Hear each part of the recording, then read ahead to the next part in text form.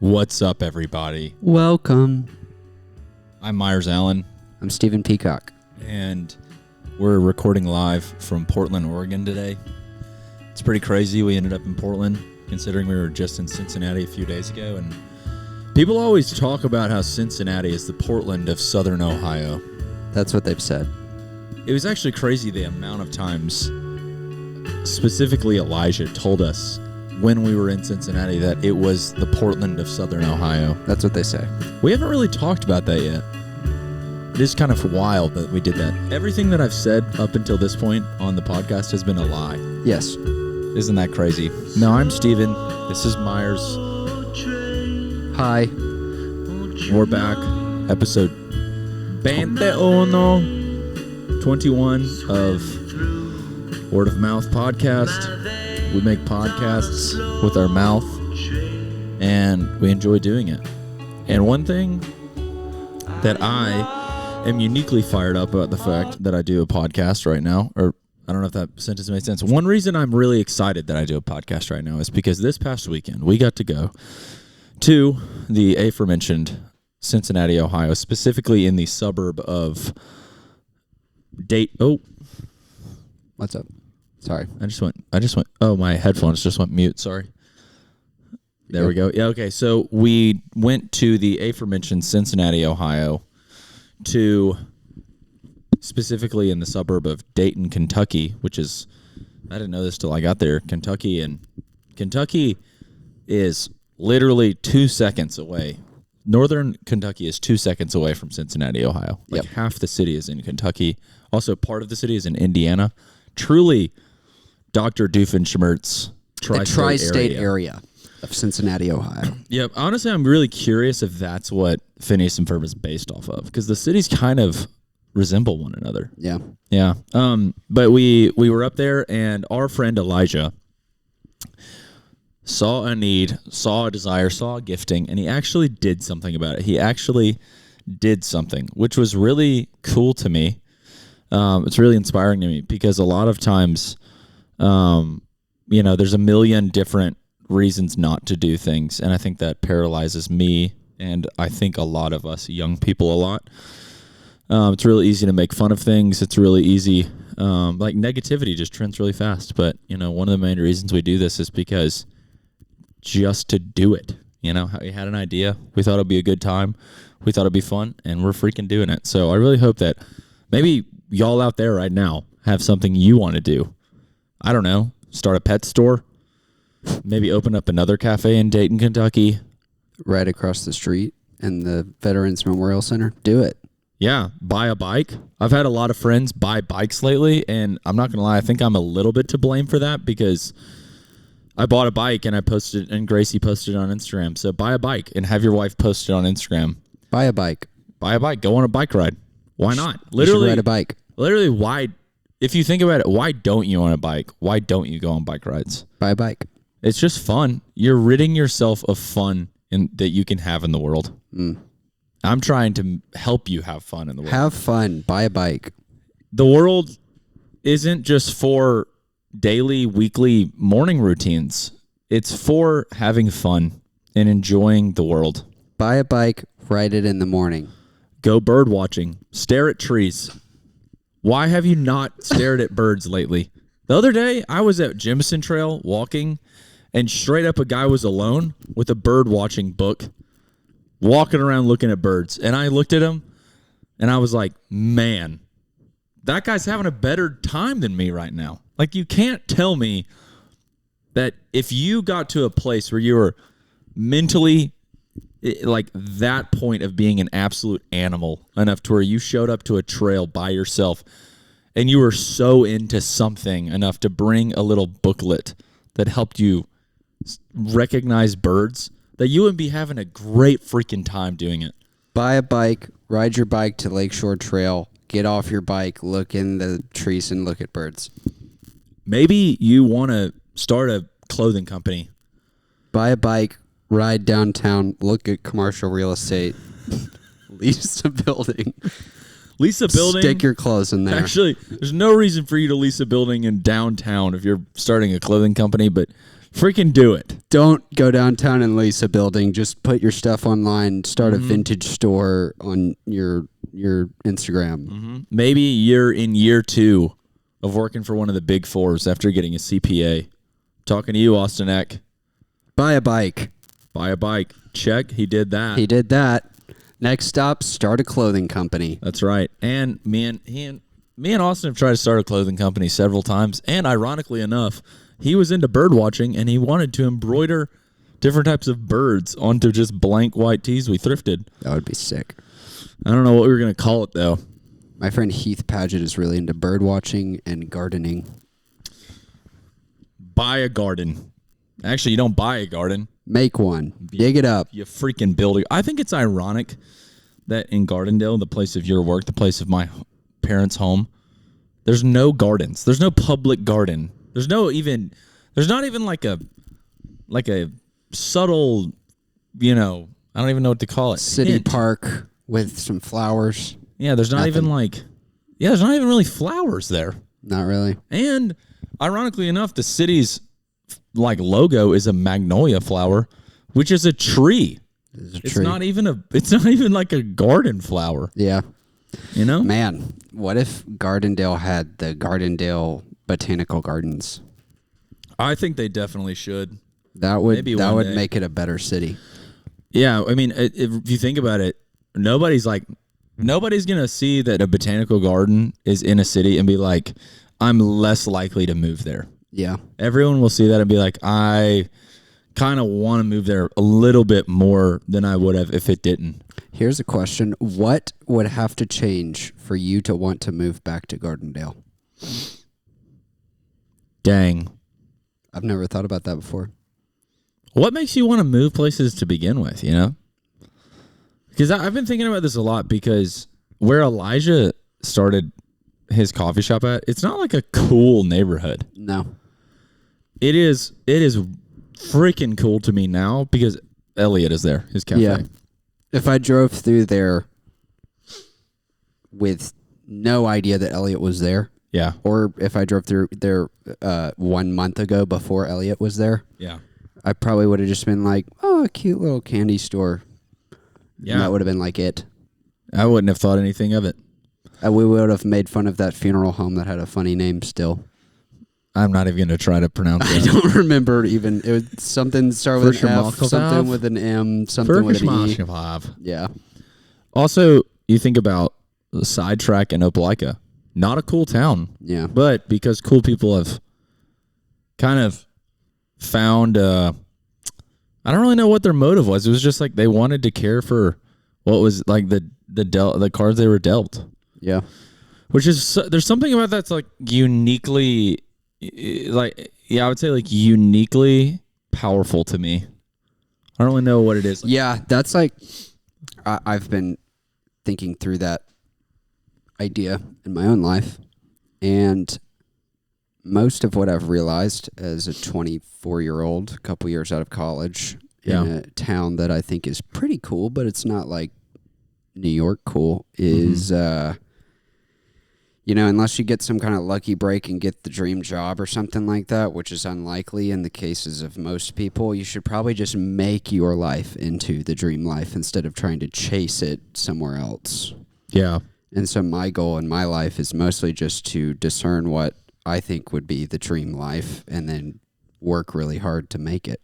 Yeah, because if you think about it, all the dream jobs were kind of built and made by people who stayed true to something that was like small and nothing at one point. Yeah. Yeah. I've listened to some business guys recently, and one of them said something like, success often comes to the person who sticks at the thing the longest and pushes through the most negativity and no's or something like that. Hey, your systems are perfectly designed to give you the results you are currently getting. Yep. Think about that one for a while, guys. Think about that one with your job. Think about that one with the government. Think about that one with your community. If things are not the way that you want them to be, they're probably not designed for them to be better. Because a lot of people would say, that like they're in a city, post-grad. I feel like this is a pretty common thing. They're in a city post-grad, and they're like, I just don't really have community here. And if you were to say something like that to that person in that moment, that their processes are perfectly designed to give them the results that they're currently getting, that'd probably be a sucky thing to hear. Yeah. But it is true, like... Yeah, I find that most of the time when I come across adversity in life, that's kind of the answer. It's like, well, life sucks, and this is how it is. So either you can complain about it and whine, or maybe you should try and do something to change it if you don't like it. And it really hurts, and sometimes it takes me a little bit of time to accept that. Mm-hmm. But hopefully I will always be able to accept and then aim up. You have two options. Wah, wah, wah, or...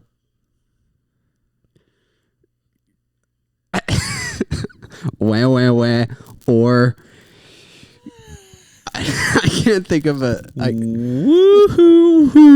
I don't know the third syllable. I was like... It's, cha-ching, bang. It's got to be something that's like... what is that called? Wah, wah, wah. An onomatopoeia? Yeah, it's got to be some kind of an onomatopoeia that's in the favor of excitement and working hard or accepting challenge, Wah, wah, or rah, yeehaw. Yeah, I actually genuinely thought of yeehaw. Yeehaw or wah, wah, up to you. Up to you. Yeah, we're really stoked for Elijah and Ibby and Asa. And Timmy. And Timmy.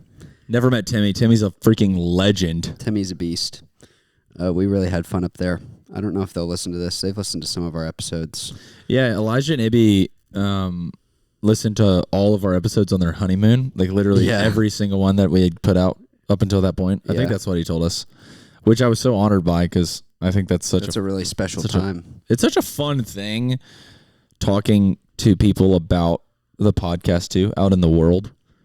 And it is interesting because I think that you who are listening to this right now, or you're in your car, or you're on the subway, or you're in the freaking, I don't know, like you're at your office. You're me tomorrow when I'm listening through this to edit it. Myres tomorrow, or you're on a road trip down to the beach, or to to Texas, or maybe you're freaking wild child Sanford kid and you're going out west like every Sanford kid does some summer in their life. Yep.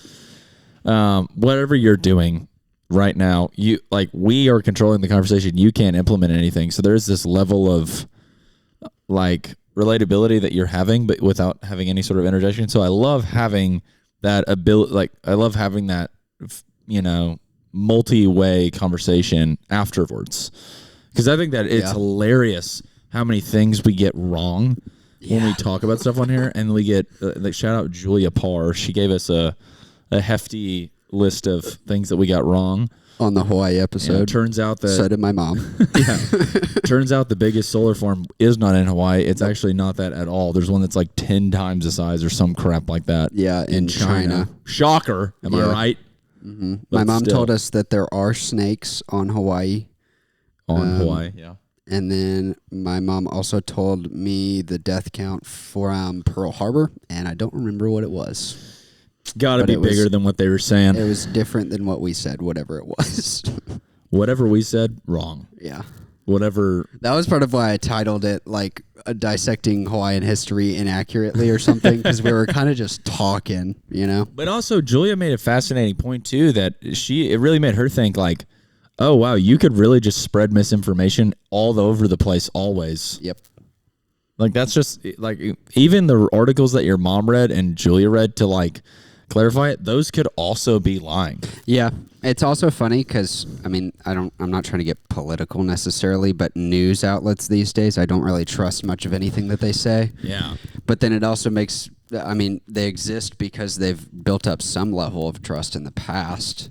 But then I see them say stuff that doesn't seem accurate, and then now it's like, well, I guess I can't trust anything at all whatsoever that I ever read on the internet ever whatsoever. Yeah. I don't even know what the consciousness of this is, or that's not the right word. I don't know what the the philosophical correctness of this is, but I would almost maybe, I don't know, but the ethic, maybe that's a good word, but I would almost rather read an article with a billion typos and like bad grammar from a super honest witness or something like that rather than some sort of media like mega giant that has an angle. Yeah. That's just dumb. You know, like even on a micro scale, like I would so much rather hear someone honestly talk about Elliott's grand opening than hear Yelp Cincinnati's Instagram article about it. Even though Yelp, this is a bad example because Yelp Cincinnati said a very kind thing about them. But for me, it's like, I don't know. I don't even really trust jaded people. Like even Yelp article, like Yelp freaking ratings, I don't even really trust that much. I actually saw a funny short about this the other day. It was a guy who was talking about how you find good coffee shops and restaurants in a city. Yeah. And he said that you should go through all the list of coffee shops and restaurants or whatever you're looking for and look for 2-star reviews. Yeah. Because they clearly had some kind of experience with the service where they were treated poorly, but the product was so good that they felt bad leaving it a 1-star. They're like, this person was super rude to me and they were very arrogant. They didn't take very good care of me, but the coffee was so good, I couldn't leave it a 1-star because, man, the coffie was so good. 2-star reviews. I thought that was kind of funny. I'm trying to get 2-star reviews in life. Yeah. Also, if you're watching and listening and you care, you should go to Elliott's Yelp page. Oh, yeah. And leave a bunch of 5 stars for them. Just cause. NPCs that definitely are just like, best coffee in Birmingham. And then they go to freaking Santos. Yeah. No hate to Santos, but hate to Santos. Hate to Santos. If you go there, try harder. Also, if you're the owner of Santos, come on our podcast and defend yourself. I would love to talk to you if you're the owner of Santos. That would actually be kind of funny. One time I walked into your shop and I said, what kind of coffee are you serving? And you said Arabica, which if you don't know what that is, there's no reason for you to. But pretty much every coffee on planet Earth is of the Arabica origin. Like literally, if it's what not kind Arabica, of coffee are you serving? Trash. Coffee. Literally, it'd be like coffee beans. Like what kind of freaking? I'm trying to think of a good example of this. What kind of coffee is this? They're like, oh, it's not soda water. Or like what? I don't know if that makes sense, but anyways, yeah, it is. I was just super frustrated in that moment. I got a great crepe. Honestly, 2-star review from Santos. Yeah. I think their pastries are kind of yummy. Great crepe, really weird customer service, and really bad coffee. That's my... I also went to their first ever coffee shop like a week after they opened, so they've probably gotten exponentially better in that time. And if I did have a Tesla and I did live in Gardendale, I would go to Santos quite regularly because that's where the only Tesla chargers in all of Gardendale are. Yeah. There's the Santos in Gardendale is in an old Wendy's, and I just have a lot of trouble getting over that. The old Wendy's is an old Dairy Queen. Praise God. Which Dairy Queen has opened and closed 3 times in Gardendale. I don't get that. Sonic is also closed for 9 months, and they're opening back up again already. Yeah. Doesn't make any sense to me. I don't know how that works. I don't know how... fast food restaurant industry is so funny because it seems like they just exist everywhere and they never go away. So when one closes, you're like, wait, really? Something went that wrong? I thought you just always existed. Yeah, like they can't go wrong. Yeah. Like I've never seen a McDonald's like close. I've seen 2 closed McDonald's in Birmingham. I've heard there's the one in Irondale over by like Irondale Pickers. That one closed recently. You're right, yeah. And then there was one in Bessemer over by Niki's West, that exit. That one closed and they tore down the building. And we thought they were going to build it back. Nothing. Dude, I went to Niki's West for lunch with Gunner. Shout out Gunner. On Tuesday. I would say I've probably been there 10 times in my life. Maybe more. But I will just leave it at 10. The last 4 times I've been there, super dry meat. Super dry. What'd you get? This week I got beef tips on rice. Uh-huh. It was I need to tell Gracie about this because I don't know if any of y'all know what beef tips on rice are, but I was just like Gracie and I right when we got married.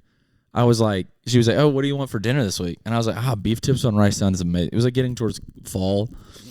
And beef tips on rice, if you don't know what it is, it's just cubed meat. Like, do you know what it is?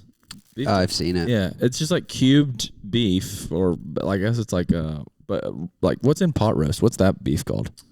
Roast. Yeah, like chuck. Roast something? chuck or something like that. It's just like cubed that meat. That's like pot roast with a bunch of like.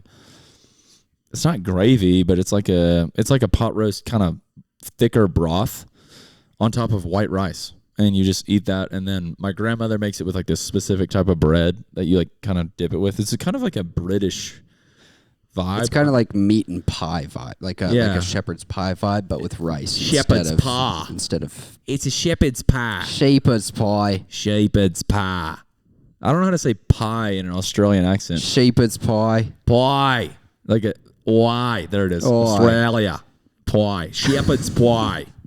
Anyway, that got Brooklyn vibes. Anyways, Gracie had no idea what beef tips on rice was, and she was like, "What the heck is that?" Like, she got like, it was one of those funny moments where, you know, whenever you do life together as a married couple, oh, Gracie just walked. She just finished her Peloton workout. You didn't know what beef tips on rice was.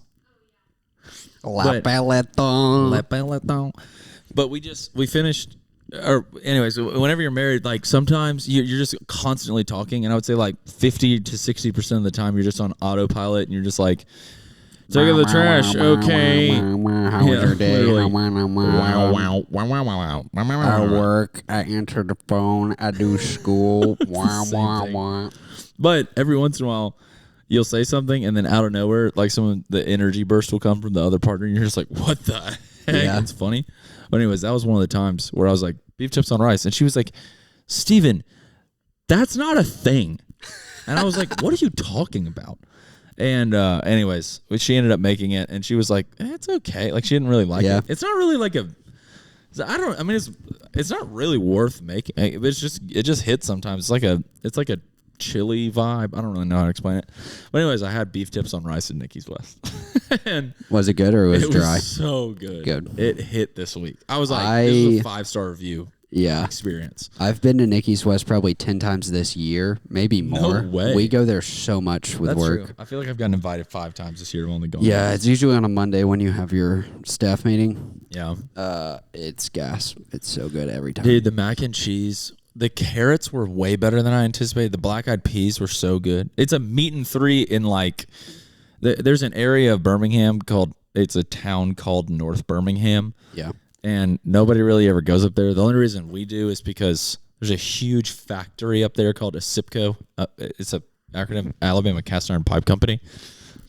And a lot of people from the town that I'm from, they commute, like the men commute and work at ASIPCO. And it's like right beside ASIPCO in this like rail yard factory, like huge warehouse district. Yeah. It's very like industrial type city. Yeah. Part of the town. And it was like, if you think about the history of Birmingham, a ton of old people. ASIPCO is not getting any bigger, like because people just like buy cast iron pipe from other countries or whatever now. But back in the day, a ton of people worked there. A ton of people moved to Birmingham to work there, to get a job. It was like one of the first things that part of the Industrial Revolution. And there stuff. it is. That's the word I was looking for. Yeah. But a bunch of old people still love it because it was like historically, like it was like famous back in the day when they were growing up and they were all working at ASIPCO. It was like a nice place. And now it's like, I mean, it's massive. Like it still gets so busy at lunch. It is so busy. It was also funny. I just saw so many like Gardendale parents whenever I was in there. I was like, wow, I tend to see like guys who are much older than us at Samford there with their dads. Literally. Like I saw Brett DeFore there one time with his dad. I saw a guy from my home group there one time. Mm-hmm. And then your dad and Alan always know somebody there. Somebody, yeah. But it's like, it's only, 5 minutes from downtown. It's probably 15 minutes from Homewood. So. Yeah. And it's like, I don't know, $12-15 a plate or something like that. Yeah, it's not too expensive. It's not because for Gunner and I, it was 31. So, I bought Gunner's meal. It's freaking flex. I'm a good friend. He volunteers in the parking ministry at Redeemer. So, if you ever see one of the guys rocking some freaking royal blue lens Costas helping you park at Redeemer, that's one of them. Come on. But anyways, it was a great time. Today's episode is definitely sponsored by Nikki's West. That would be crazy. Exciting. It's a great time. I kind of want to go there again next week. Yeah, me too. Specifically with the PI boys. That'd be pretty fun. Yeah, I'll see if we can rally. Myres, speaking of PI, new office. We're getting a new office, everybody. We our rent was going to be going up in December, I think. So your dad So was a whopping like $1,600 a month. Yeah, from 1,000. That's crazy. We were paying $1,000 a month I thought it was for 14. rent. You know it's 1,000. I'm pretty sure it was 1,000. Wow. Okay, that's actually a pretty huge Which jump. is why it's a big jump. Which is why your dad was looking at other options, because if it was a $200 a month, No wonder the increase- landlord sucked. He No. / she couldn't afford anything. Yeah, she wasn't making any money really. But yeah, we're moving offices. It's a bigger space. I think we'll still have 5 offices, one for everybody. But I get my own office now instead of my like sort of office that's mostly just the lobby. Yeah. Which is gonna be sick. I'm getting a window, 2 windows actually, Come on. which is super sick. Man. One of them is floor to ceiling. There's only sort one of. woman that works there, Wendy, and she's getting her own bathroom. She is getting her It's own bathroom. in her office, which is Kinda crazy to me. Yeah, it's in the back corner, so I think in theory it's supposed to be like Mr. CEO's office, but your dad wants a window instead, so he's getting the other Sitting in front front. office. We got lots of plans for cool stuff in there. I'm gonna get a standing desk. Oh, gonna yeah. build some shelves, hang a bike on the wall, Yeah. buy some kind of mid-cinch mod chair kind of thing. Well, see, the good thing is with your bike, which back to our first point today, buy a bike. Buy a bike. I have a bike. Steven has a bike. We can go on a bike ride together, all the things. Yep. Buy a place in downtown Birmingham. But anyways, with your bike, it's a good thing that you have a ginormous car so you can take your bike back over here and do bike rides. Yep. I think I'm going to get a bike like rack or something like that for the back. I saw one that you can kind of like, it's like you can tighten like these ropes around your trunk, your whole trunk door. Yep. Because I don't have a trailer. And they're like $200, $300 or something. I feel like they're not terribly expensive. yeah, that's could more probably than find my one- freaking bike. But You could probably find one on, yeah, that is Facebook. a funny thing. You could probably find one on Facebook. I found that a lot of bike racks, like the ones that have the tray that your bike sits on, yeah, those are like $3,000, which was crazy because I really wanted one. I had a full suspension bike at a time, which has shocks in the front and the back. mountain bike. Mountain bike. To all of us common dwellers, it is a mountain bike. Yeah. And to Caleb Person, I had a Yeti, and he already knew. And anyways, You sell your mountain bike? yeah, I saw it a long time ago. Okay. But I couldn't fit it on my normal bike rack that has these little prongs, you know? Yeah. Because the other suspension thing got in the way. And so I was looking at these trays, and I spent like $1,500 on that bike, and the trays were like $2,000 or $3,000. So I was literally looking at spending double what I Double. bought the bike for just to be able to carry it places. That's crazy. But my car is big enough that I could like take the tire off and kind of make it squeeze. When you think about it, Caleb's our friend that's super into mountain biking. He lives in Colorado. He has a super nice bike. That's well more Several than of them. $3,000. We'll just say that. Yeah. But like he is going on, like he's leaving his house in like close to downtown Denver, putting it on the back of his car in like sometimes like winter conditions, driving it multiple hours into the mountains, and then getting it out. And for that, I totally understand why you would want something that's so safe. Yeah. Because it's like, I don't want to mess up this super nice bike in this like crazy, drive out here or whatever. But for me, I'm just trying to get it from here to freaking Lakeshore. There. Yeah, I mean, honestly. Here to there. Yeah. Dude, it's crazy. I was talking to Lane. We need to have Lane Mitchell on this podcast. We do.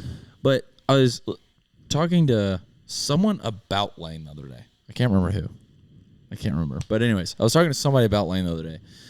And Lane's wife, Emily, lives in downtown by Railroad Park, like for non-Birmingham people, center of Birmingham, downtown. And she drives her e-bike to... I think it was Blake. Oh, there's Blake. Yeah, Yeah. it was like this weekend. Yeah, she rides her she rides her e-bike e-bike to somehow Sanford. over to Sanford. Which is like, also for non-Birmingham people, that's like a really... It's probably like 7 miles maybe, but it's up over the mountain. Yeah. So you've got to find a way to like... It's probably not even 7 miles. I don't even think? know, though. I'm really curious. Where's my phone? I don't know. Let's map this-ish. Because I'm thinking... I've never run downtown, so it's hard for me to know mileage and stuff over here. From here to, from where we're sitting right now to East Pole is 4 miles. 4 miles. Okay. So it's probably 4 miles from I feel like there it's to Sanford. I don't know. It's probably 2 miles from Sanford to the top of the hill. Do you think? All right, 5.3 miles. Yeah. And she goes like by the Vulcan, I think. Okay. Yeah, that makes sense. And so she probably comes up the backside. So it's probably even like 4.5. Yeah. That's That's still, actually like, not that bad, but it's not up that a bad. hill. But on an e-bike, she must have a freaking powerful e-bike to get over that hill. Yeah. I don't know. The only e-bikes I've ever ridden are like the city bikes or whatever. Those things fly. Those things are a good time. Yeah. I rode, or I was driving into downtown the other day, and I saw a guy. And this is bringing back up our bike lane conversation. This guy was like driving his bike, and he wasn't like a cyclist. He was definitely a commuter. Like he was wearing like normal outfits, and he was dressed as if he was going to like work a barista shift. It was that kind of person. Yeah. And he was driving in the middle of the right lane. Like not saying as if he was a car, but I feel like if you're like there's a specific roads in Birmingham that have bike lanes on them, and then there's a main road called Highway 78 that runs all the way through like East Birmingham. East Birmingham that doesn't have bike lanes. And he was on the highway, which is like the main expressway that people go from like East Birmingham into downtown. Yeah. Really busy road. And he's in the middle of one of the lanes. And to me in that moment, I wasn't mad at him for doing it because like he probably didn't know any better. But I was like, why are you like, how do you not understand that like don't impede traffic? Like, there is like like move off to the side, like no worries. Like we'll get out of the way. But it wasn't like a maneuver that you could stay in your same lane and get around them. So I think that's my new jurisdiction is like if you're a cyclist that's over in the right lane, like get over in the right lane. Like don't like just sit in the middle of the right lane. Yeah, from my understanding of cycling etiquette from the bit of cycling I've done, you're supposed to act like a car so that people will like treat you like one. Okay. And in theory give you like space and respect your space. So he might have been trying to do that, I guess. Yeah. I don't really know what the difference is between like if you're in like a full bib and you're like on a and you're like you're an actual cyclist or whatever. Yeah, you're on an exercise cycle. I feel like you're going 25 miles an hour. Like I don't know if that's right. Maybe 18. Yeah, it depends. This dude was going like 7 miles an hour. And it was just like, man, come on, man. Like, yeah. Another thing this is another stipulation that came up. Our friend Cole was on the way to church on Sunday morning, and a group of 20 cyclists taking up the entire road got in front of him. There's another thing where I was like, I don't know if cycling code applies to a group of 20 cyclists. Yeah. I couldn't really figure out how I felt about that. Yeah, I don't know. So it was like, I don't really know how they go single file line because that'd be super weird. Yeah. But yeah, they typically go super fun. At least 2 abreast. 2 abreast. Is that like a... Like next to each other. I think that would be so fun to be in a group of 20 dudes because it's like, what are you going to do? We should go do trample. Like when you get back, we'll go do trample on a Thursday night. Trample is kind of crazy. It's like super overwhelming because there's so many people. How many people do it? Like 70?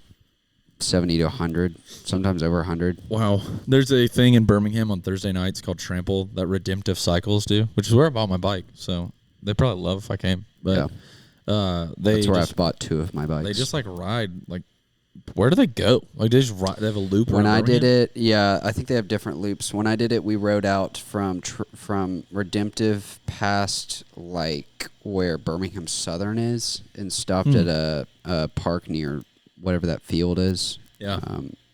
What's the baseball field over there? Rickwood. We stopped somewhere over there and then came back. Cool. And it's at night. Oh, scary. West Birmingham, but like you're with 100 people, so not really. Yeah, I feel like that is actually so sick. Yeah, the guys that work in there. One dude told me he was a commuter and he commutes 8 miles Was it D? I don't know his name. I think it was, though. D's like the main dude. He's always there. And I the see dude with the beard that kind of looks like Van Neistat? Yeah. Other guy then. Okay. Short dude. Long beard. D helped me the second time I went. D's awesome. He probably doesn't remember me, but I knew him at a time because I used to go in there all the time. And what if, like, in a few seconds, you're just like, yeah, you know, D's nuts. That would have been funny. But I wasn't. But you were being just sincere and I'm being an idiot. I was being real. Hey, so tell us about Saturday morning, Elliott. Okay, so today we really want to just process via pod how amazing this weekend was. So Blake and Steven and I drove up Friday, came back Saturday. Yeah. Went up to Cincinnati. Came back Sunday. Sunday, that's what I meant. But we go up Friday and we were planning on going up. We made the decision like last week because Elijah officially asked us, or Elijah was kind of indecisive about when the grand opening of this thing was going to be. Yeah. And he finally decided, and he texted us, and he's like, grand opening officially July, what was it, like 18th or something like that, whatever Saturday was. 20th maybe. Yeah, 20th. And he was like, both of y'all are wanted as DJs. And I was like, I texted Myres. I wanted to do it, but, you know, want to do a lot of things. Cincinnati, whatever. Texted Myres, and I was like, yo, Gracie's working. I don't have anything going on. Like, what's stopping us? And you were like, let me check with Claire. Checked with Claire. Bang. It was very yeehaw. Cancel my Chez reservation. I didn't know that. Dang, that's a bummer. No, it's good. Worth every bit of it, though. Yeah. But we were like, all right, let's freaking do it. And then on, like, Thursday, last week, like, or 2 days before we left, Blake texted in a group chat that we have, and he was just like, he's like, yo, is anybody going to Elliott? And then we were like, yeah, we are. You want to come? And he thought we were joking. And then we were like, no, for real. Like, let's do it. Like, we're leaving on Friday. Yeah. So Blake, like, last minute hopped in. It was awesome. We're really glad he did that. Yeah. It's the first time that we've been able to spend, like, extended time with Blake in a long, long time, which is just super cool. And it's funny because we had ideas to do a podcast, 2 episodes with Blake, 1 episode with Cam, and 1 episode at the opening thing, and then we did 0. We didn't do any of them. Yeah, so sorry to Instagram followers because we made it out like we were going to do a live podcast from Elliott, and we were zonked. And you will totally understand after we tell the story. But we have we get there, and well, actually, I guess more context. I texted Elijah, and I was like, we want to so bad, but like, okay, where should we stay? Because let's just say that we're not on the spontaneous Airbnb budget yet. Yeah. I don't really know if anybody ever gets to that point unless you're just like a billionaire. But anyways, we were like, we can't do that. So, and he was just like, hey, not sure it's going to work out at my house. So like Airbnb might be the choice. And I was like, man. So then I texted Cam, who was my roommate in seminary, one of my best friends. Texted Cam and I was like, yo, thinking about going to Cincinnati next weekend for Elliott's grand opening, kind of last minute, but would you want to go? And he was like, because his parents live there. And he was like, it's crazy you say this, wild circumstance, but I'm going to be there because I'm playing in a golf tournament with my dad, which knowing Cam, not surprising at all. But I was just like, the odds that it was on the same weekend is just dope. So I was like, no way. Is there any way that we could stay with you? He was like, yes. I was like, let's go. So we got a free place to stay. So we're locked and loaded, 3 buddies in the car, place to stay.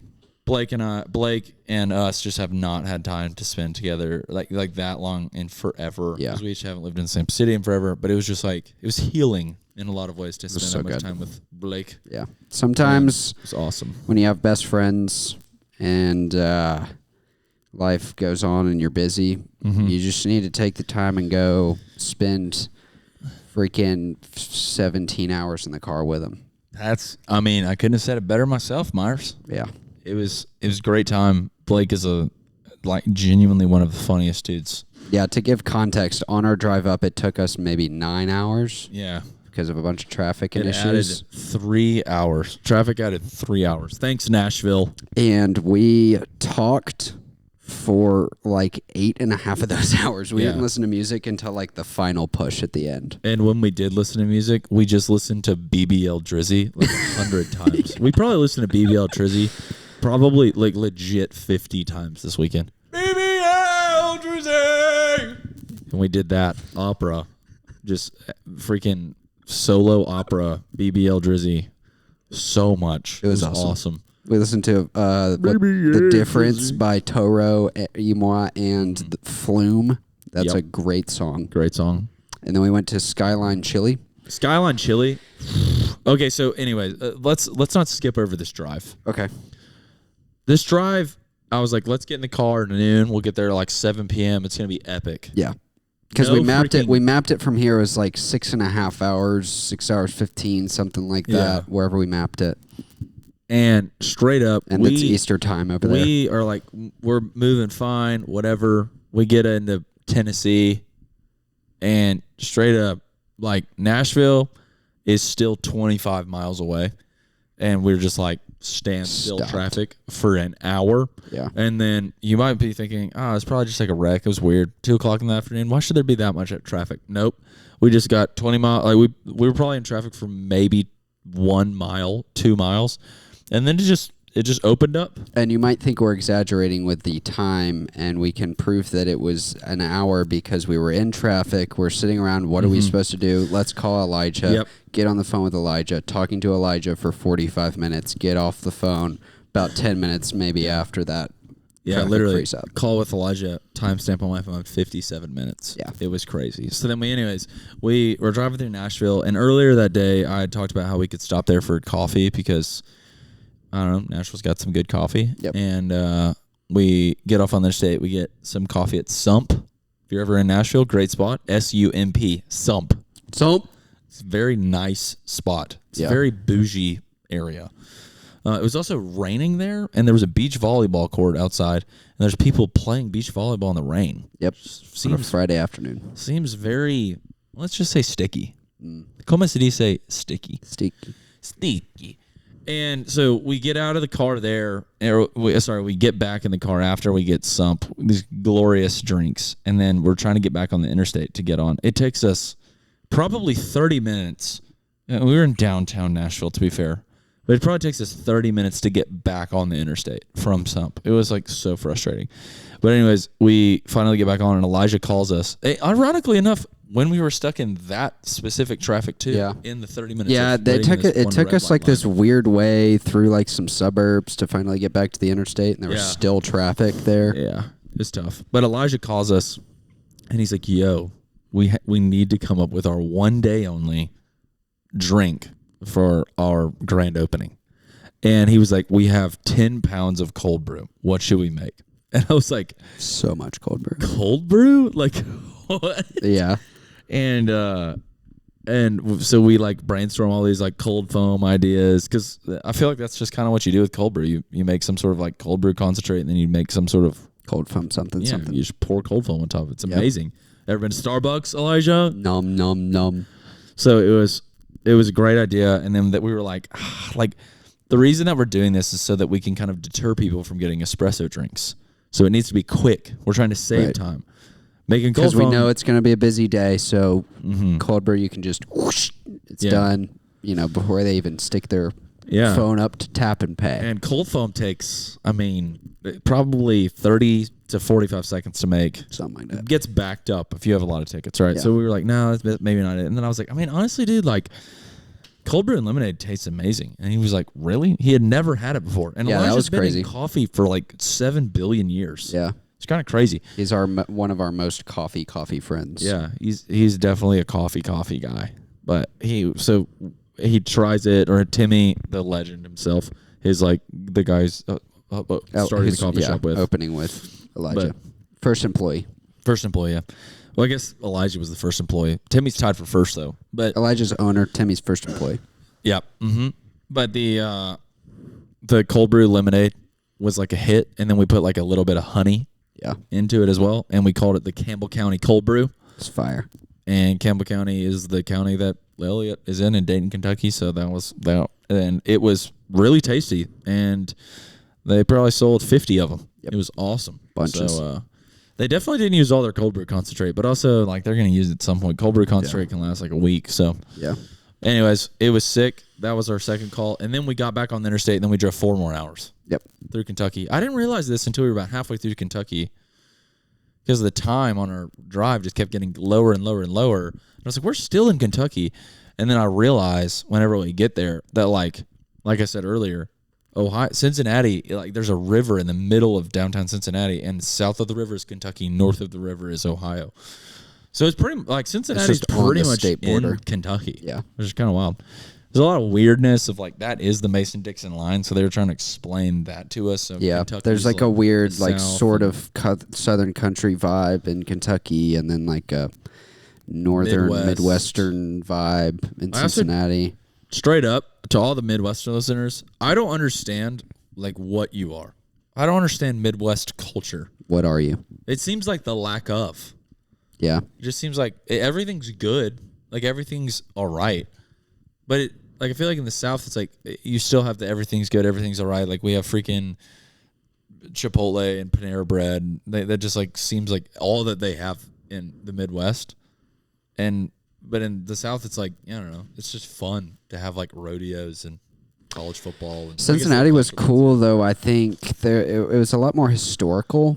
Yeah. Because I think Cincinnati is supposedly kind of an old city.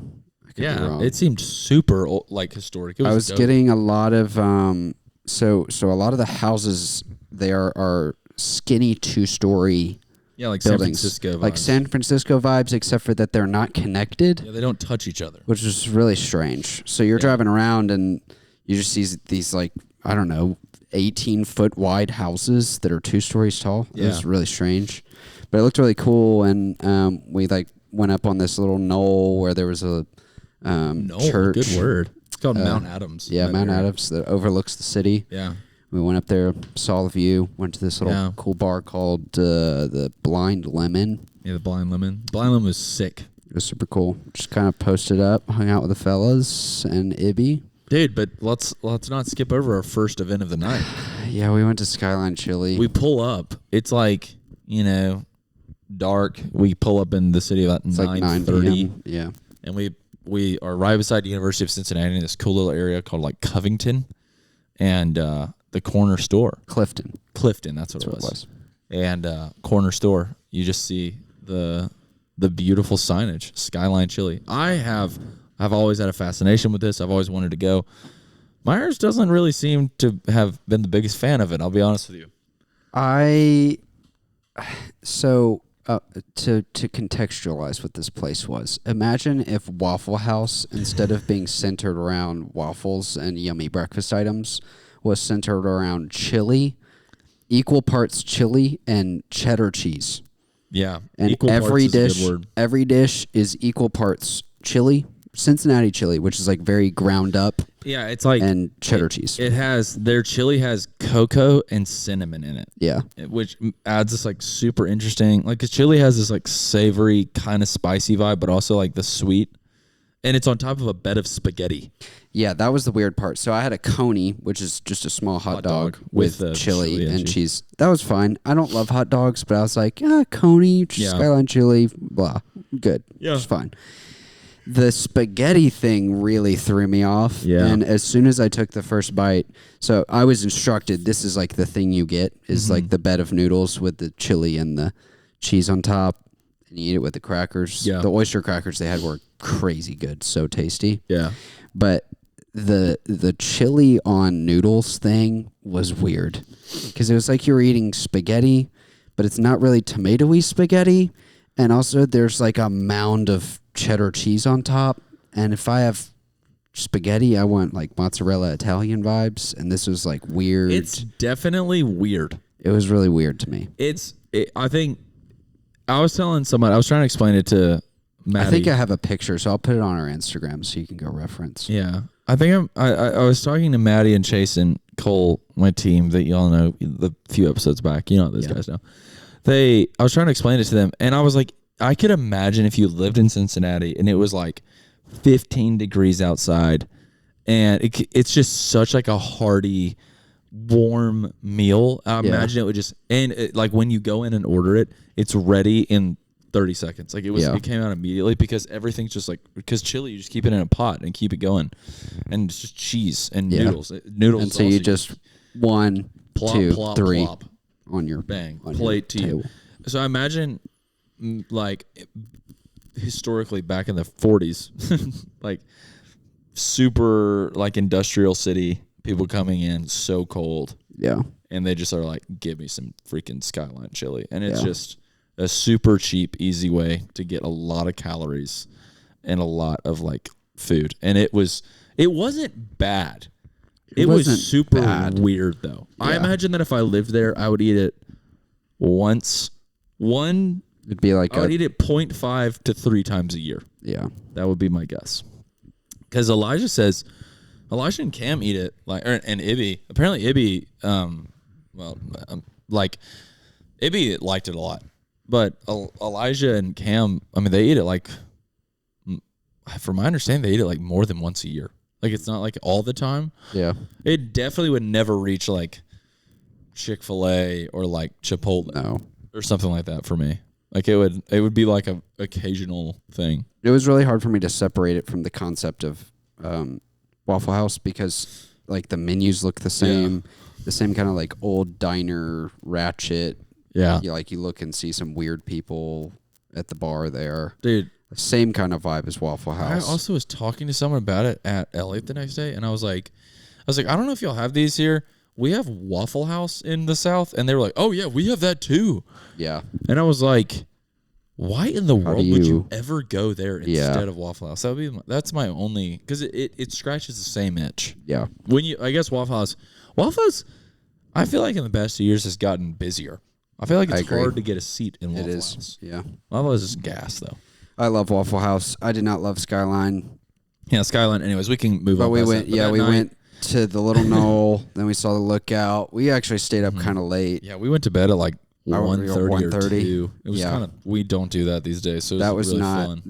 It was fun, but it was also a bad idea because we got up the next day at like 6 to go open the cafe. And we did probably the busiest cafe I've ever done in my life on 5 hours of sleep. Yeah, but we get down to Cafe Elliott like 6:30 a.m. We are just kind of, I mean, in a lot of ways, like we're helping out in such random ways, but feel like for the first 2 hours we were kind of twiddling our thumbs, just like checking it out, drinking different coffee drinks. Yeah, we had like our meal that morning, what do they call it, family meal? Yeah, it's a restaurant term. Yeah. I assume you know, but when a restaurant opens, at 6 for dinner, they'll usually do like a family meal at 4 where the whole staff gets there, somebody cooks something, or they do like a potluck, and then you go through the menu, and it's like a high. If you've watched The Bear, you would know. Yeah, yeah. But we did like a family breakfast with like this lazy French toast with jam, and it was so pretty. It was so good. It was so ham on it. But we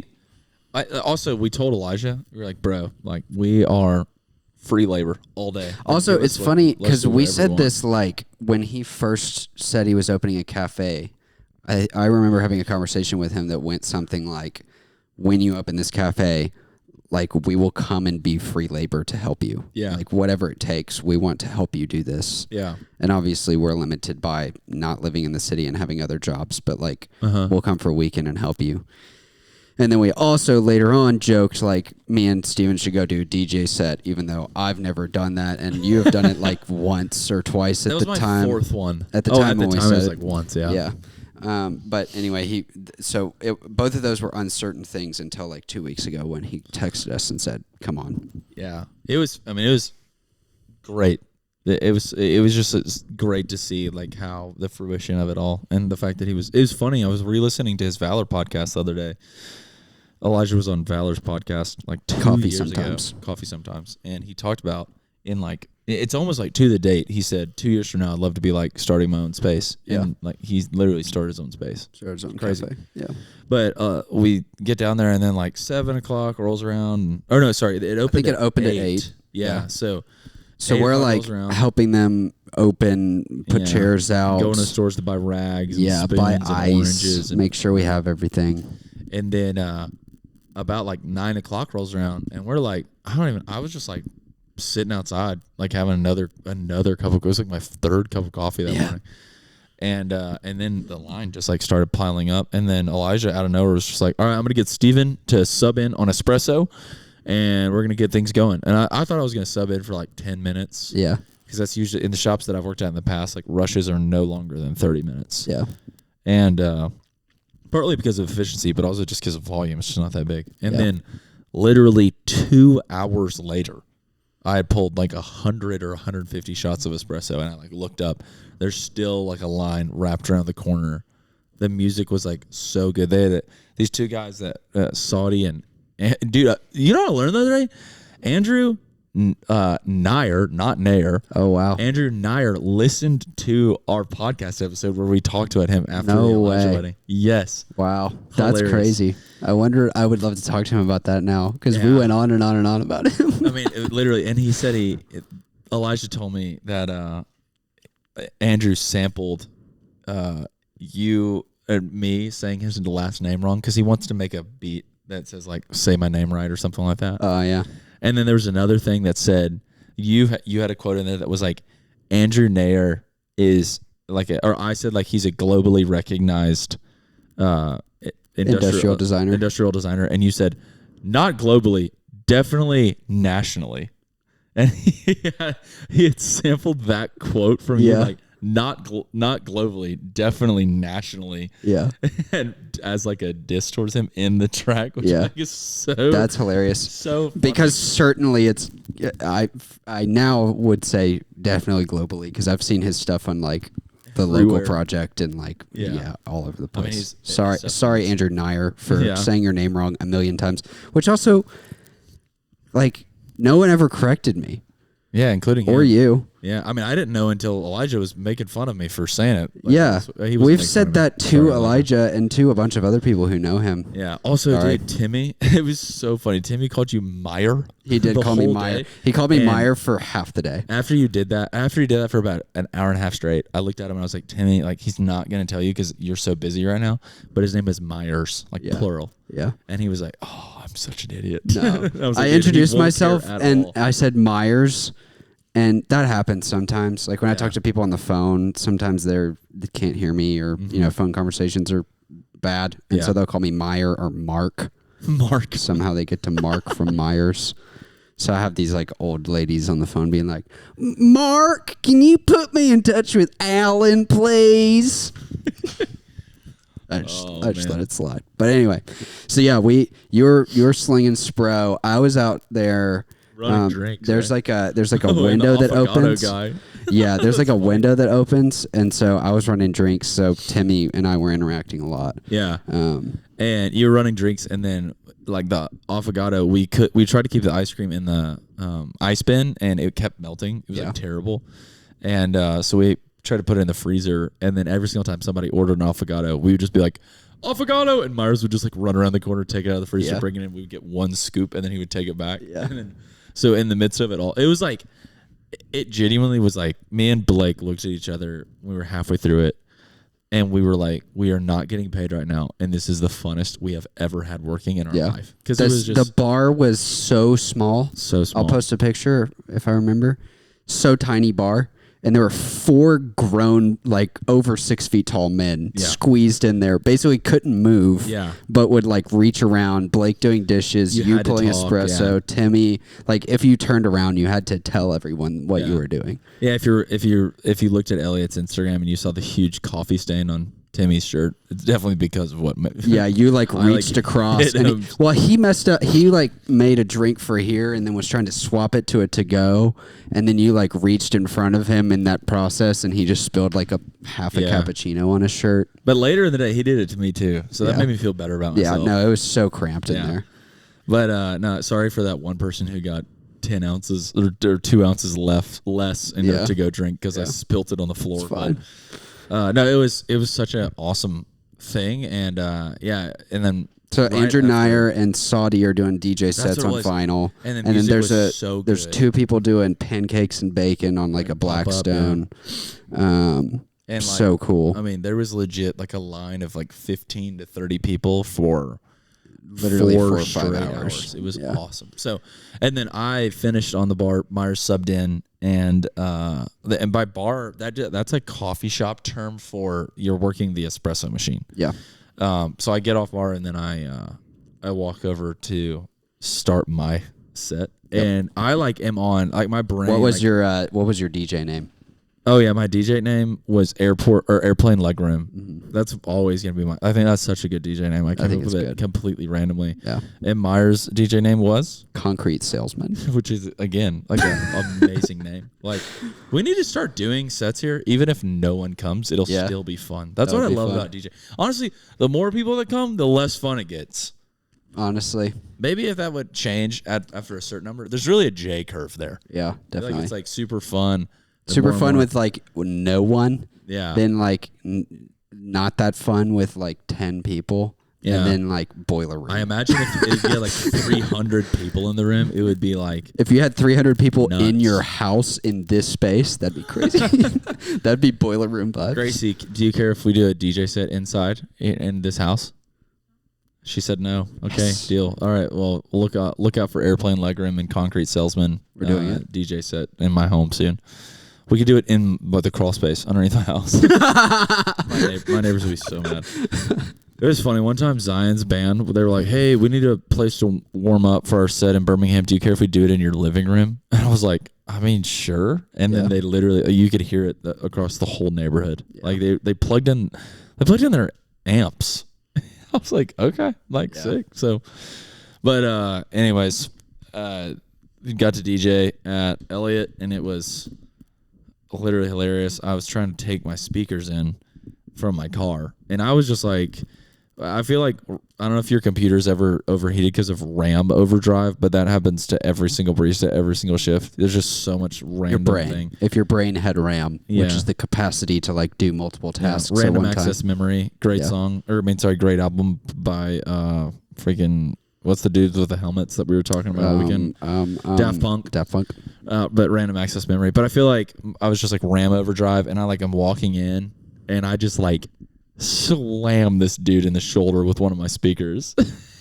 After insisting to Andrew that I didn't need help. It was so embarrassing. So anyways, I went over there and set up and DJ'd for, literally 10 minutes after I worked for 2 straight hours on the bar. I just immediately was like, I have to DJ for an hour and a half. And I did it. It was super fun. And then it finally started to die down around 1 o'clock. And then we went, and afterwards, we were me and Blake and Myres were just so tired. We just laid on the ground. Also, I totally skipped over this. Myres came and subbed me out, and then he started DJing, and then it started dying down, and everybody kind of left. And then the only people left in the room that he was DJing in were just 6-year-olds. Yeah, so then there's Myres a started little family DJing for 6-year-olds. Yeah. He put I was trying to keep in my pants. Yeah, I was keeping it awesome. a low key, not even, I don't even know if it's house vibe, but I was trying to play to the speed of the bar, and when you were going, you were playing super upbeat bassline stuff. Yeah, and we're cranking out drinks, and it was awesome. And then when I came on, the line had died down, and people were kind of just chilling around. So I was just trying to play a set the vibe, set the mood, low key. Yeah. And then I kind of realized I could probably not do this, and it wouldn't matter. But then I saw these little kids coming in. And so I started messing around with them and playing some dancey, gotta have some good times, man. Silly tunes. And then once they left, I kind of just stopped because I was tired, and we just hit shuffle on a playlist. Yeah, that was awesome. But after that was the last event of the day, because everybody had sold out of pretty much everything, and then we were just sitting, laying down on the concrete, just so tired from the day. And then Elijah and Ibby and Asa were very kind and took us to get probably the best taco truck I've ever had in my life. Yeah, that was the best steak quesadilla I've ever had. In Bellevue, right? Yep. Which is a town also in Kentucky, right beside Ohio. To Dayton. And then we went to this place called Schneider's, which is this super old ice cream store, and I got a peanut butter shake. And it was just a great little afternoon. And then we went back to Cam's house, and Blake, we couldn't figure out how to get into Cam's house, and so Blake had to poop in the woods. Yep, that was so Elijah. So Cameron, if you're hearing this right now, there is definitely a Blake dookie in the woods beside your house. Yeah, and the little trees that block the road. But we just swam in his pool, and it was awesome. Oh, we just chilled in the pool. He showed up with his parents and Pookie. Lady Pookie. What's her name? Katie. Yeah. Katie was a chiller. She's a chiller. Yeah. I talked to Jay. Yeah, you did. Joe. You talked shop with Jay. Jay. Yeah, Jay I talked shop with Jay for, literally like the whole night. Yeah. We sat out there and talked for like 2 hours. I probably talked to him for an hour and 40 minutes. It was funny because you were like wearing your. I think they're cool swim trunks, but yellow. they're like Miami neon yellow, super short swim trunks, shirtless, and he like just came back from a golf tournament. Yeah. And y'all were talking like business and medical world and money and all this stuff, and you're just shirtless. Like, it was funny. And then he gave you a book. He gave me a book. I was asking him about. I don't know.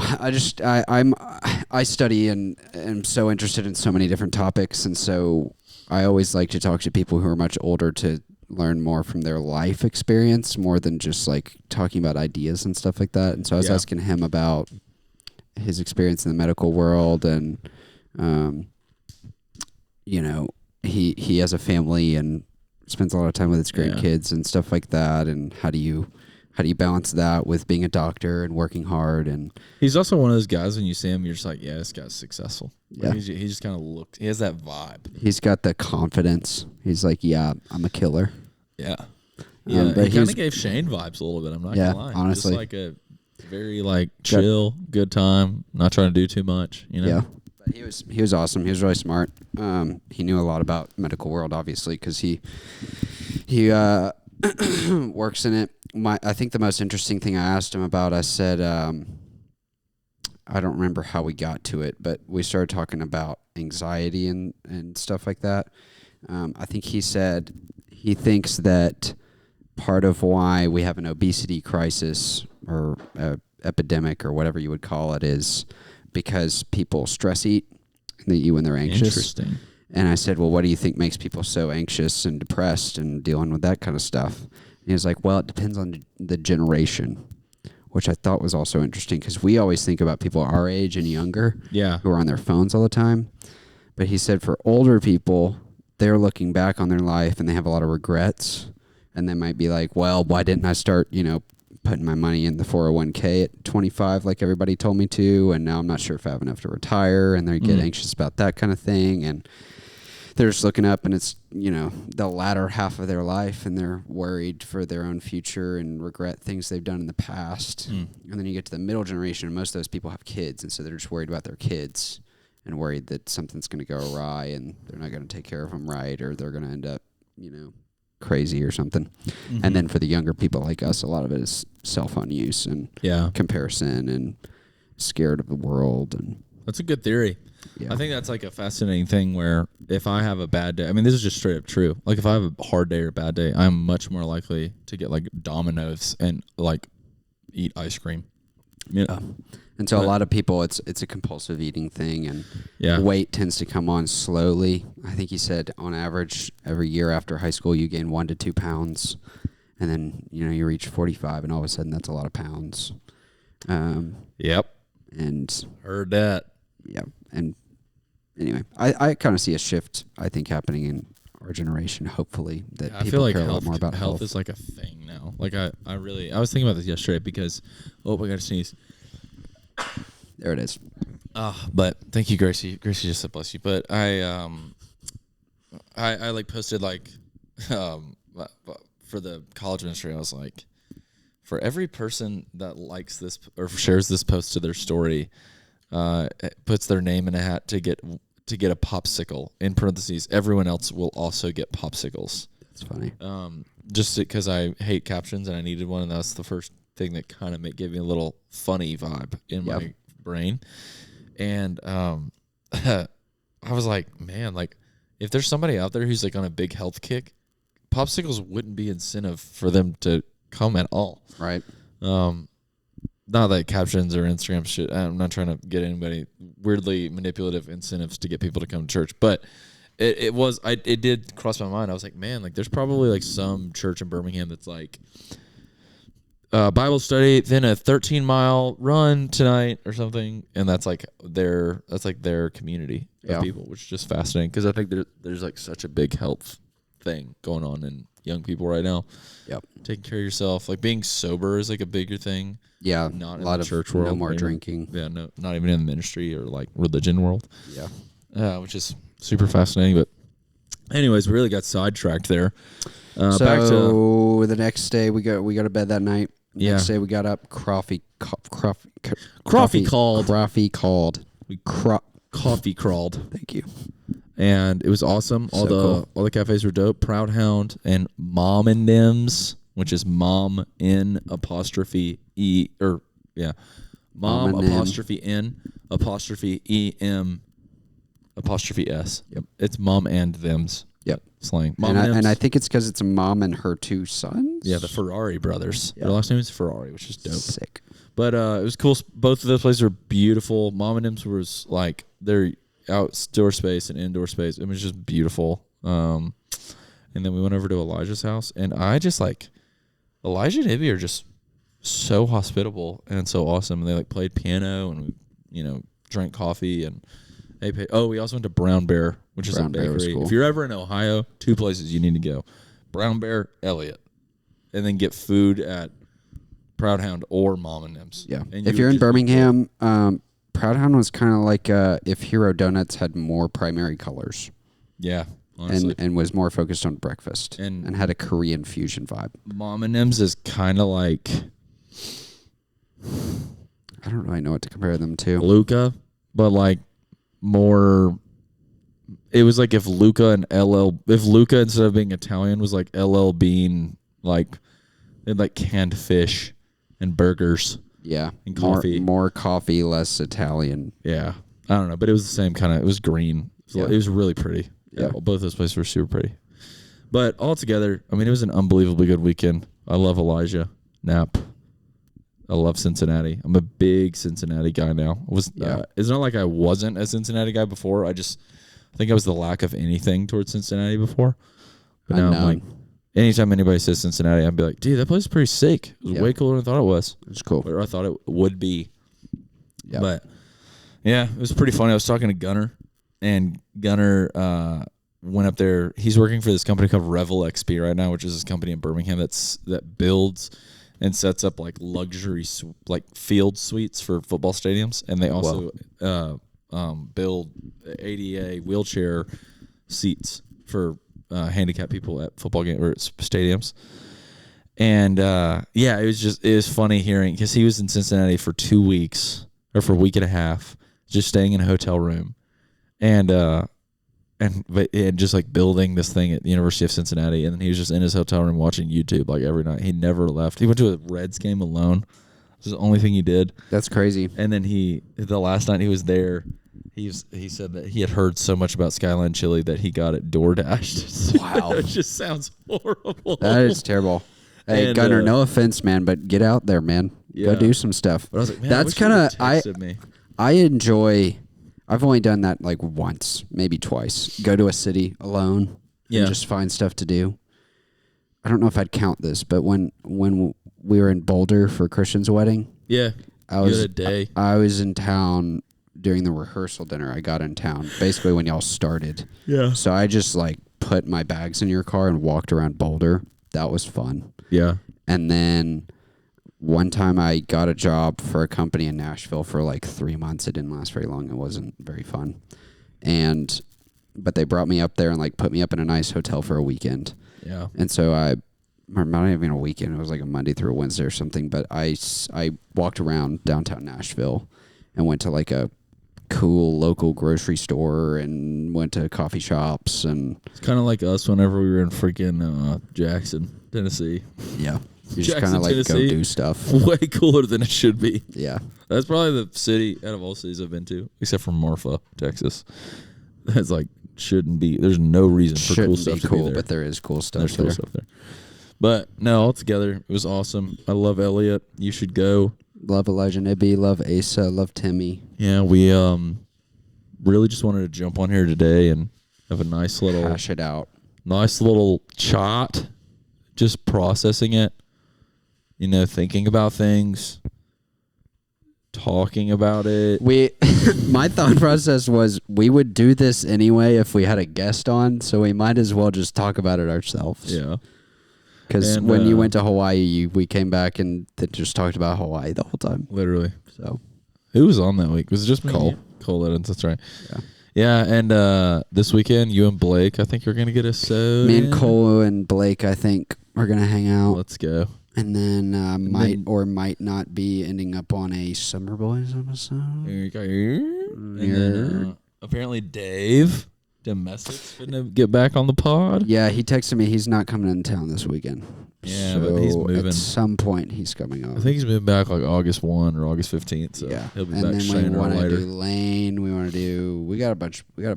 There's a We lot need of to start. fun things We need to going on. start actually scheduling all of this stuff. Yeah, summer vibes have been Low key. sporadic. Yeah. Hey, guys, if you've hung out with us this long, we love you so much. We love you so much. We love you so much. Kiss on the mouth. We're just so happy that y'all came on today. You logged on to Spotify. It always makes you log on when you get onto Spotify, kids. Hey, if you made it this far, get on YouTube and make fun of me for messing with this stool with my feet the entire time. Yep. If you made it this far, go ahead and here's your weekly homework. Send it to a friend. Ooh. Send it to a friend who you know in Cincinnati. Send it to Elijah. If you have And- Elijah's number, send this episode to Elijah. If you're in Birmingham, go to Niki's West and say, hey, I heard about you on a podcast this week. You should definitely sponsor them because I am the mark of consumer behavior. Right. And it would be worth your investment because you would get ROI, return on investment. Return on investment. And that's today's Myres. We didn't have a single segment today. No segments. Wow. It would be awesome if we had an extra section at the end where we could do an extra segment, but it's all we have for today. Sorry guys, gotta go. Au revoir, mi amor. Welcome to the secret segment.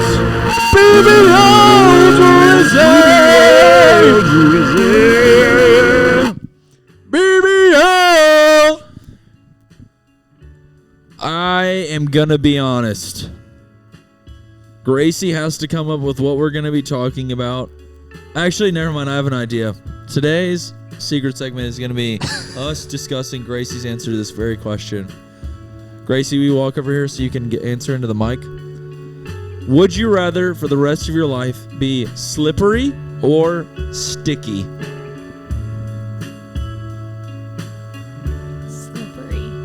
Slippery. Okay, I'm gonna be honest. Every single person I've ever asked this question has said slippery. And do we have a mic? Yeah, Gracie, can you grab that mic off the top of that bag over there? Slippery is a fascinating answer to me because you couldn't, what would be more beneficial for the rest of your life? To never be able to hold on to anything, literally never be able to grab anything for the rest of your life, or everything would slip out of your mouth. Is that part 3? Yeah, speak. Yeah. You're good. And I think it's super interesting because even though sticky would make you feel horrible all the time, you would still be able to grab things for the rest of your life. But if you were slippery, you would never be able to grab anything, but you would feel like your resting How state slippery? would be good. You would be able to what degree of both? Because when I think slippery versus sticky, I think sweaty slippery. Okay. And then I think sticky, So- you spilled honey on your hands. This is what I'm going to judge. Okay, so think slippery. So say you had a cone in your hand. If the wide side was on top, you would still be able to hold it. But say that if you had a triangle cone in your hand, if the wider side was on top, you'd be able to hold it. But turn that cone into a cylinder and you're holding it.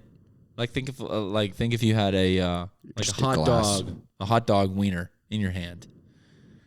You would never be able to hold anything. It could be a glass, a soda can. Nope, it's a hot dog wiener. The only way, what I'm trying to say is, the only thing you could ever hold would be if gravity was holding it. Okay. You know what I mean? Anything else, you would know what you would You've have got to no have some friction. kind of leverage. Here You would are have my no thoughts. friction. You would only have I think leverage. that slippery is less ideal long term, sticky is less ideal short term. What? Less Do you ideal. have further? I feel like that would do be you the have other way further- around. Wait, did I say it wrong? I think Slippery would be more ideal right now. Yeah. That's what I'm trying to say. Is that what I Slippery said? And less ideal long term. Yeah. Like long term, I'd Yeah. be so annoyed. But short term, You'd be like, oh, I'm so glad I'm not sticky. yeah. But then like long term, slippery would get so annoying. Yeah, like you would be ugly for the rest of your life if you're sticky. Because you every time you touch your hair, like every square centimeter of your body would be sticky. But if you're slippery, you could still like look cool, like you would still look pretty.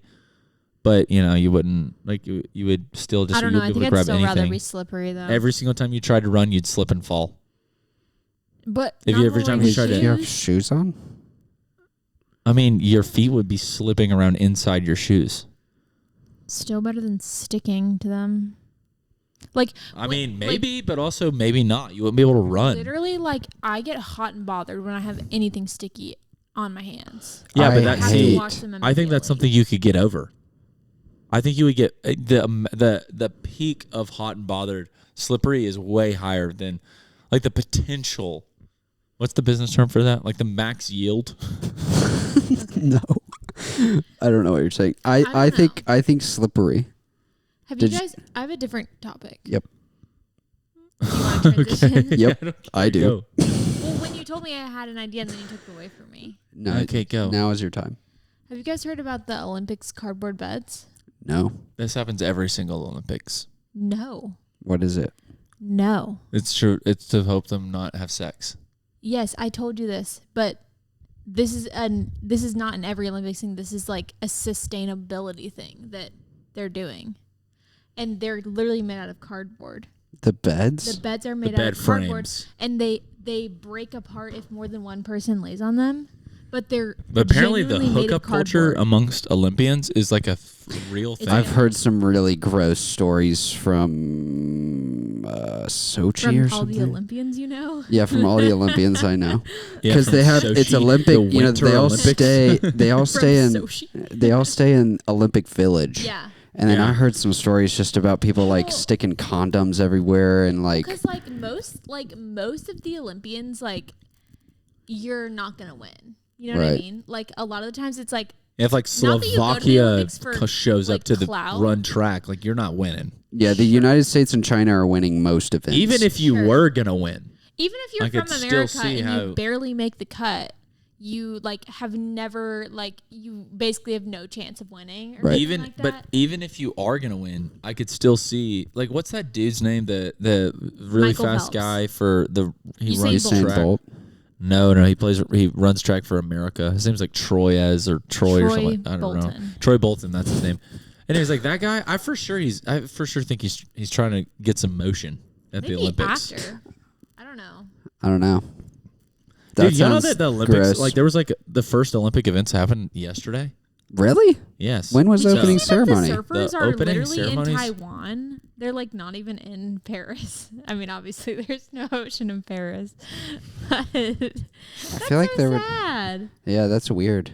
Why is it sad? It feels like it would be That's so sad, but somewhere. The surfers they have to stay on a Dude, cruise ship. Wouldn't You there know be? what's They're weird to staying me? on a cruise ship. In LA, that's weird. In LA, whenever they have the Olympics there in 2026, they're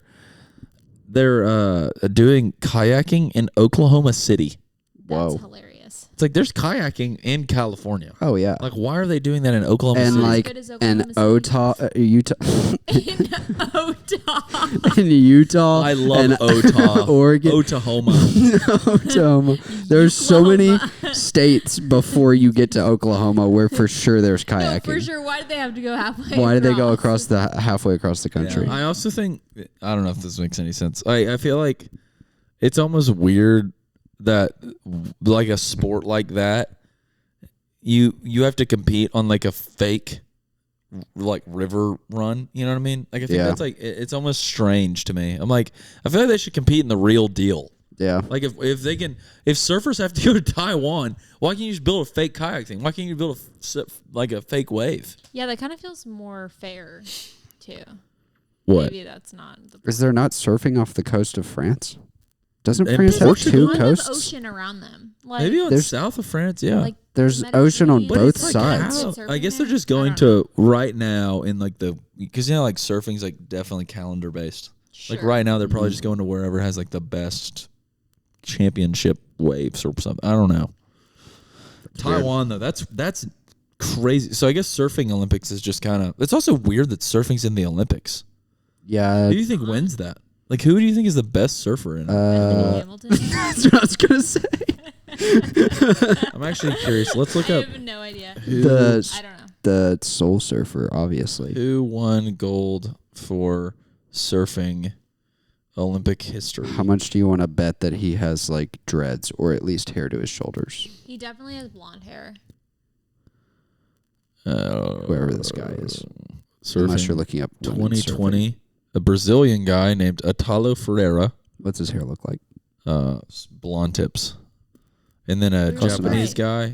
guy, Kanoa Igarashi, and then an Australian guy. And then the girl was a USA girl. Her name's Carissa Moore, South African, and then a Japanese girl. Oh, what's a South African girl's name? I watched a documentary on a South African surfer. The closest that a guy came was fifth, an American guy. Mm. And then John Florence, I do know who that is. He came in Just ninth. totally ignored me. Yeah, it's because I was doing something else.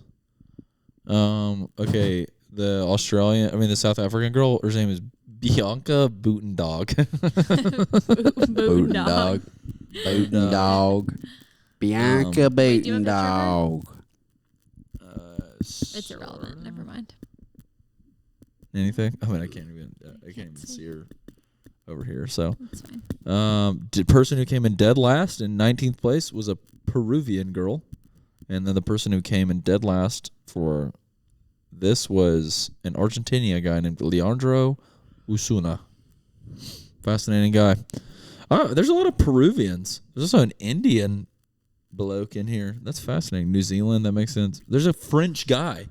That means there has to be surfing in France, right? Well, no, they travel the world to like go find the best waves, so probably doesn't matter.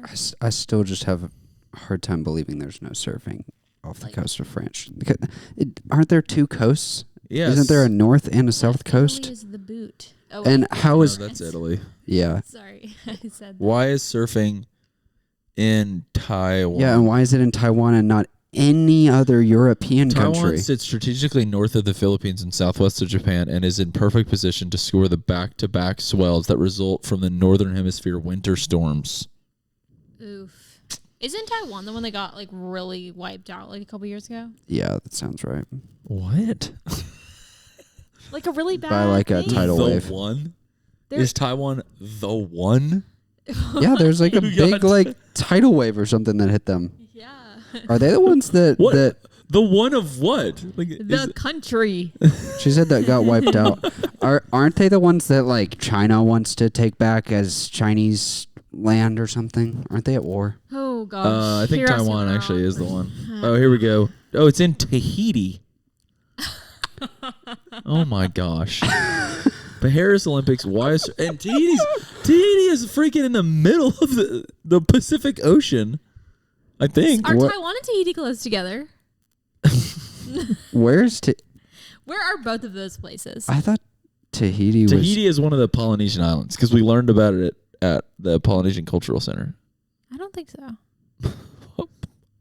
I have no idea how because we literally went to Disney World and one of the villages was called Tahiti. How do you Was not it remember really? Okay. I don't know. Yes, it's I'm like- wrong. I'm sorry. that? It's south of Hawaii by. Oh. I mean, it looks like 100,000 miles. Gotcha, Wow. gotcha. Like Cool. That's sort of that's by Taiwan. See it. It's like literally in the middle of the Pacific Ocean. Wow. Well, I'm sorry that I wrongly informed everyone that surfing was Let's in see. Taiwan. That It is in lame Tahiti. though that everyone in the Olympics gets to go have a party in Paris and then And they're they're on the stuck on a opposite cruise side of the ship. globe on a boat. That's kind of terrible. lame. That's like actually like unfair conditions. Like I feel like if I had to be on a cruise ship, like I was not in a good state on a cruise ship. No. But it's also like for their sport, I guess you have to. Like what Yeah, other I wonder option if you, is like, there? Bring your own food. They and probably are. I mean, you can probably get around that, I guess. Let's see where. Or no, that's. My favorite thing about the Olympics is just all the like team vibes. Everybody's going to each other's events and cheering each other on, and I love that. you get to meet other people who are elite in sports that no one cares about except for every 4 years. I'm so excited. I always cry I when mean- people win and they're like so happy, and it's Also, like a Paris is just 17-year-old. dope. Like, I'm so excited. Did you see to all it. the LVMH like designed stuff that they've done? No. Like some of the metal cases come in Louis Vuitton bags or like Oh, cases that's actually and stuff. crazy. I saw like a whole campaign that they're doing, and it was really, really cool. Awesome. I kind of want to watch the When is opening surfing. ceremonies? It's Friday night or Saturday, one or the other. Okay. Okay, there's like apparently this super shallow coral reef that provides like consistently year round 2 to 3 meter tall waves. Wow. Like so I guess like 4 yards tall. So that's like Yeah. 12 feet tall waves. Yards. All the way up to 7 meters tall. So like Big it oof. and it's hollow waves as well. So it's like super. I would tunnely. die. I would genuinely like die. That'd be Someone so told me to cool. surf there. That I would not looks make it out. terrifying. But Have it you is. ever surfed? Yes. I've never surfed. I've never It's- surfed I think before. it looks cool. It's really fun, but I would not do it. Yeah, that looks I would scary. die. I would actually get Yeah. broken in half. Mm. Well, anyways, guys, this was fun. Thanks for joining, Shout out Gracie. the Olympics. Jordan Sorry, I Aaliyah. didn't warm up, so I probably wasn't very entertaining. No, you were great. Well, good You thing don't is have this to warm isn't up. about being entertaining. This is about being present. The It's point of this about- podcast is not to entertain. Don't get it twisted, audience. Audience. Aliens. Go have some shepherd's pie. Go to Elliott. Get in your car. Go buy a bike. Ride your bike to Cincinnati, Ohio. Yep. Go buy a bike. Love you guys. Go buy a bike.